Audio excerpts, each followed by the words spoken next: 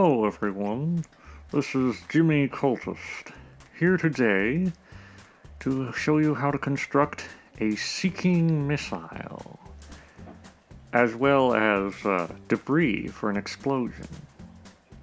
A little bonus on the side. First thing you'll want is a microchip. Place it on the side of the missile. Oh, wait a minute. Scratch that. First thing you'll want is a jet trail. Use rule flex. Let's just extend it out like this.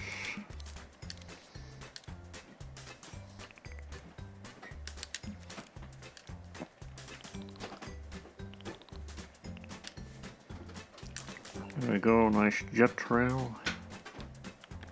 Get it in position.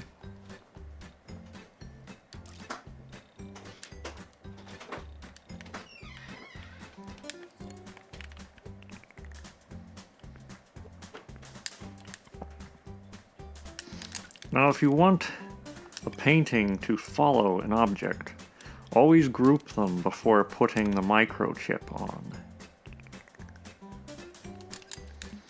Otherwise, you may end up with the object being considered a separate entity from the paint, and you would end up with the rocket leaving it behind.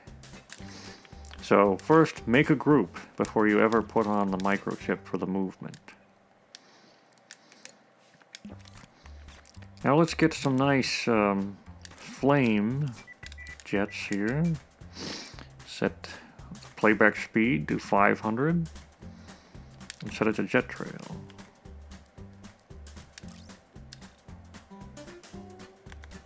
That's pretty good. Nice simple flame. First thing we're going to want to do is take out a mover. Set it to maximum overall dampening and maximum movement. And to local space. Now that that's done, we'll set the speed to 8. Next, you'll want to look at a rotator. Set it to stay upright. Use grid snap to point the needle forward. Maximum rotation strength. Maximum dampening. And set it to lock. It will only follow a tag labeled lock.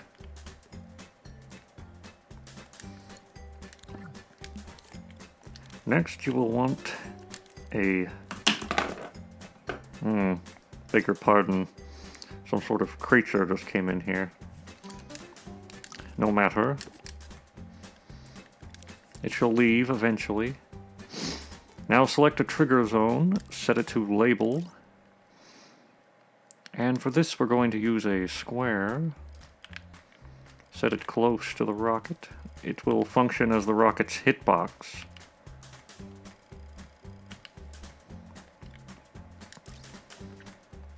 Set it to only collide with these labels.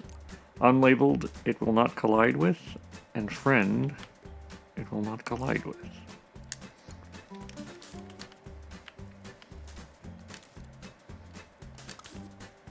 Now take out a destroyer and hook up the detected output to the destroyer. This will cause the missile to disappear upon impact. Now we're going to take out a little explosion, if I can find one.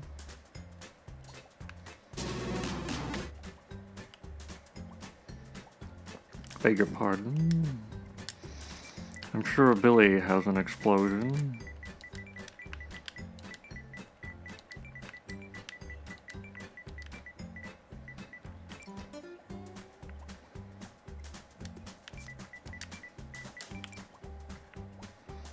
Let's see, it must be in here somewhere.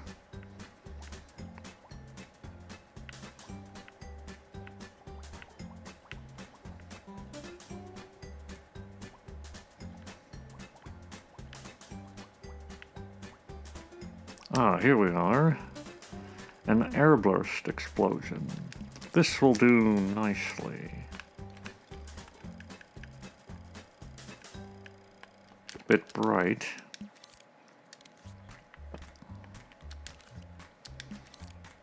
Put the studio spotlight on.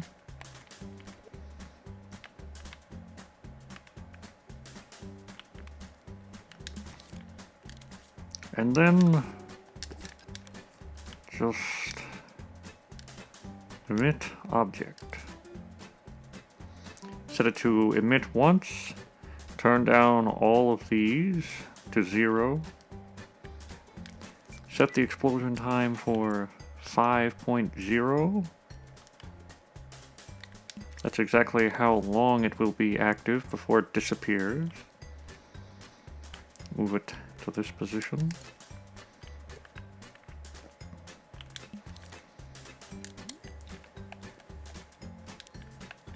That should work nicely. Simply connect this detected to the emitter. We currently have a dumbfire rocket that explodes on contact.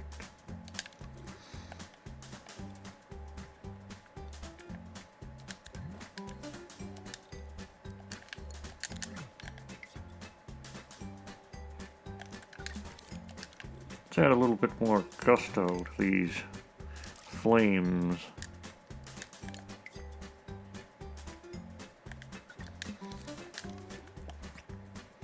Now we're going to make a seeking version, and it's really quite simple.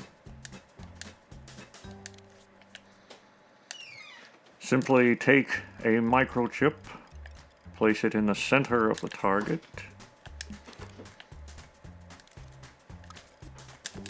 put down a tag, label the tag lock.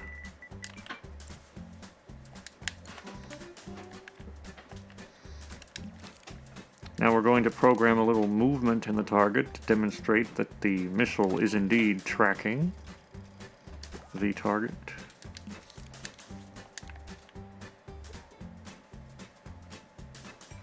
As you can see, it follows the target. Let's see that one more time, just for the sake of demonstration purposes.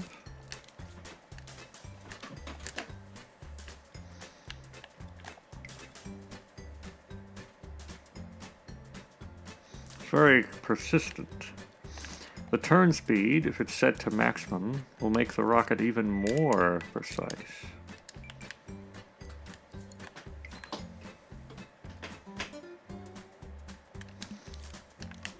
You can also speed up the rocket's overall velocity. Let's try 50. That's a nice homing rocket.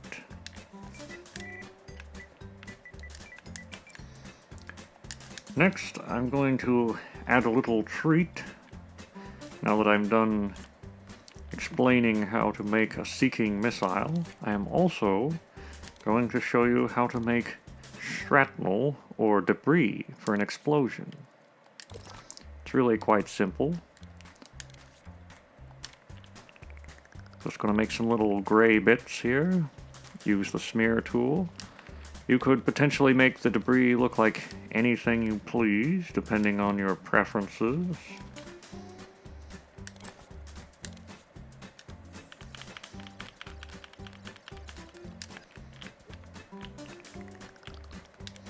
Set the debris to low physics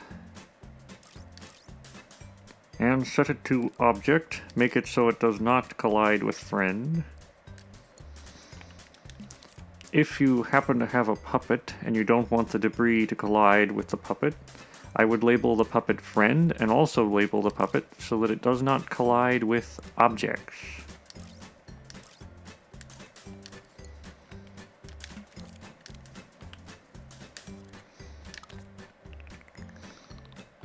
Occasionally, little bits of rubble can collide with an object, but usually it's not, well, you get rather random results. Occasionally, a puppet will just have object collide off of it harmlessly, or it will send the puppet flying through the map. So you really don't want to do that. Now just copy out a bunch of these.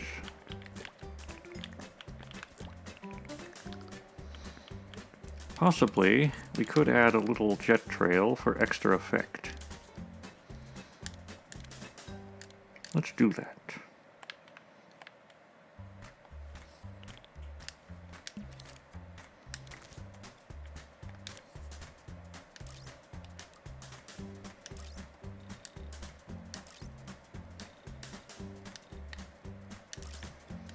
Set it to 500 and set it to jet trail.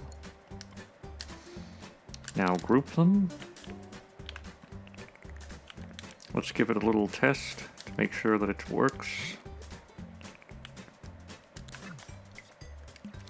It's pretty good.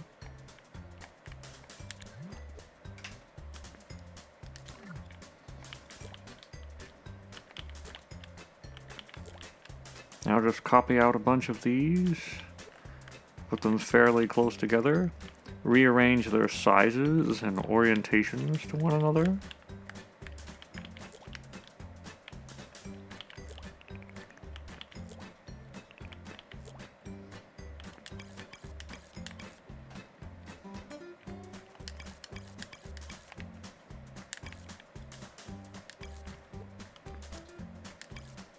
Then group them. Once they're all grouped, scope in once, and only once. Add this force applier to the center. Put on X-ray to make this part easier.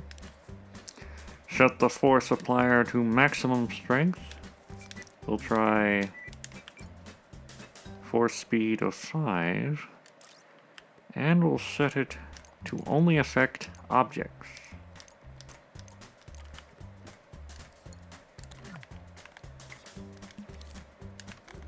That's the effect we want.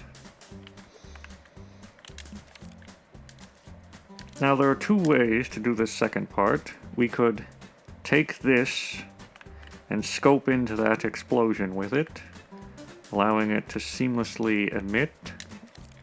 Or we could have a separate emitter and simply have it emit similar to the explosion.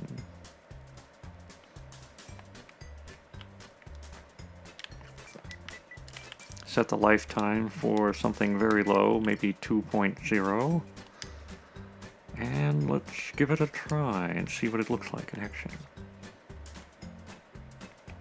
You get your nice little shrapnel bits.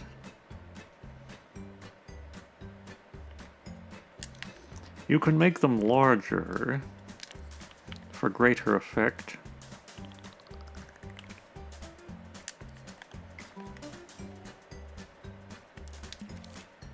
But that is the principle for both creating a seeking missile and shrapnel, aka debris, for an explosion. I hope you found this video helpful. If you enjoyed it, leave a like and subscribe, or perhaps leave a comment. But that's all for today, and I will see you next time.